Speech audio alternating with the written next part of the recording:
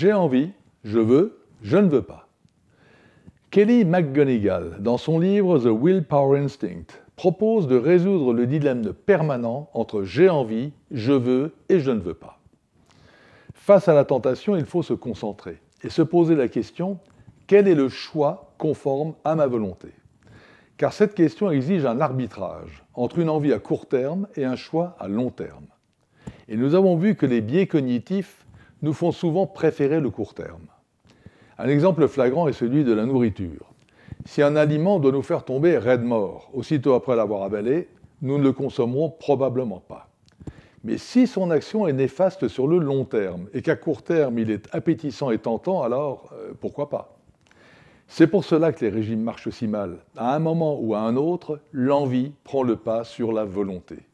Il est donc nécessaire de forger sa volonté. 4 pratiques quotidiennes devraient vous y aider. Premièrement, videz-vous la tête pour réfléchir efficacement à ce que vous voulez. Trop d'informations conduisent à la confusion. En évacuer quelques-unes libère l'esprit. Prenez l'habitude de trier dans votre cerveau l'essentiel du subalterne. Dans la pratique, prenez une feuille, couchez sur le papier toutes les informations que vous avez en tête et qui, selon vous, ne sont pas primordiales. En les écrivant, vous les oublierez sans culpabiliser et ne garderez à l'esprit que le plus important. Deuxièmement, développez vos capacités d'observation pour être plus attentif. Dans l'action au quotidien, concentrez sur son déroulé, focalisez sur l'objectif. Il arrive qu'on passe à côté d'une opportunité. Entraînez-vous à ne rien rater. Choisissez un objet à portée de vue, observez-le attentivement et en fermant les yeux, essayez de vous le représenter dans sa globalité en 3 dimensions. Cet exercice vous incitera à vous demander comment cet objet est construit, dans sa complexité et son moindre détail. Troisièmement, cassez la routine pour innover et faire de vos envies des projets concrets. Si vous êtes réglé comme une horloge, il est alors difficile pour vous de trouver de nouvelles sources d'inspiration.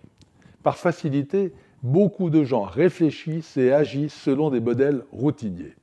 Par exemple, vous abordez toujours de la même façon une réunion, ou vous adoptez toujours le même discours pour chaque nouvel interlocuteur, autant d'agissements qui annihilent toute capacité d'innovation.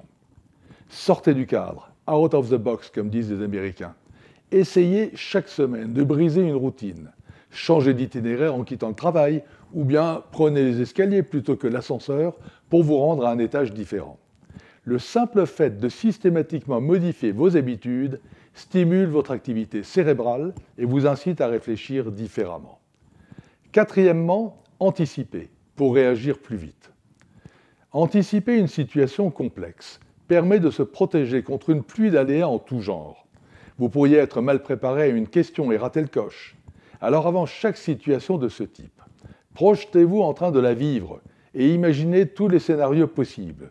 Cet exercice vous permettra de vous préparer à parer aux réactions de vos interlocuteurs. À bientôt.